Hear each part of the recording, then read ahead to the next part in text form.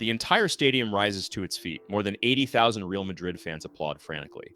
But it's not for Zidane, Ronaldo, or Beckham. It's for a Barcelona player. Ronaldinho Gaúcho leaves the field at 30 minutes into second half, and the impossible happens. The rival crowd gives him a standing ovation. Tears stream down the faces of some Madridistas. Others shout "Ole" with each touch he made. On that day, soccer transcended rivalries. But how did a Brazilian with gapped teeth win the heart of the world's most demanding fan base? This is the story of the night Ronaldinho became immortal. To understand that magical night, we need to go back a few years. In 2003, Ronaldinho arrived at Barcelona from PSG. Barca was in deep crisis. They hadn't won La Liga in 5 years and lived in the shadow of Florentino Perez's Galactico Real Madrid. Meanwhile, the Santiago Bernabéu was Zidane, Figo, Ronaldo Fenomeno, Beckham, and Raul. It was the most expensive and glamorous team in history. But Ronaldinho had something money couldn't buy: pure magic. In the 2004 to 2005 season, he explodes, wins the Ballon d'Or, transforms Barcelona into champions. But there was one obstacle in the way: El Clásico of the Bernabéu, November 19th, 2005. Real Madrid leads the championship. Barcelona needs to win to keep their back-to-back championship dream alive. The atmosphere is warlike. Madridistas are confident. After all, they're at home, they have the Galacticos, and Barca usually trembles at their rival's temple. But that night, Ronaldinho didn't come to play soccer. He came to make history. At 14 minutes into the first half, he receives the ball in midfield, cuts past two defenders as if they were training cones, and bang. A bomb into Casillas' corner. 0-1. The Bernabéu falls silent. But he didn't stop. At 17 minutes into the second half, in an absurd play, he receives from Samuel Eto'o, controls with his chest, chips over Sergio Ramos in a move that seemed to defy physics, and unleashes another impossible bomb. 0-2.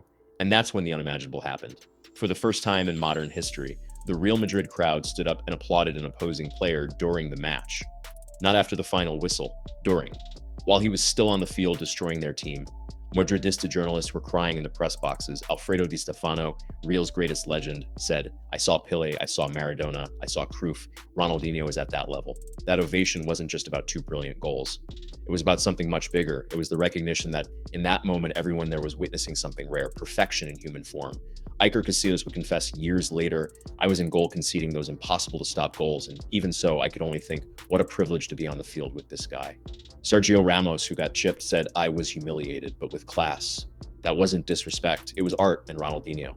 He left the field smiling, waving to the rival crowd that was giving him an ovation, without arrogance, without provocation, just pure gratitude. That night proved something modern soccer has forgotten: that there's something above rivalries, tactics, and results. There's beauty, the impossible. The pure joy of watching someone do what they love with absolute perfection. In 2005, there was no VAR, there were no social media explosions, there were no forced narratives.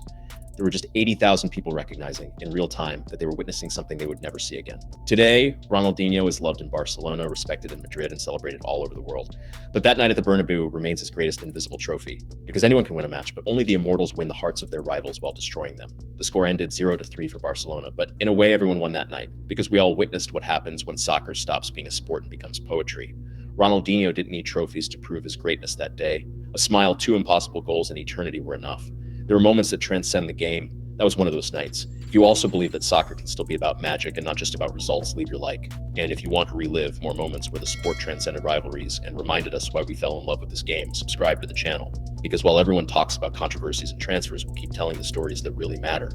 The ones that make your heart beat faster and remind you why soccer is the most beautiful sport in the world.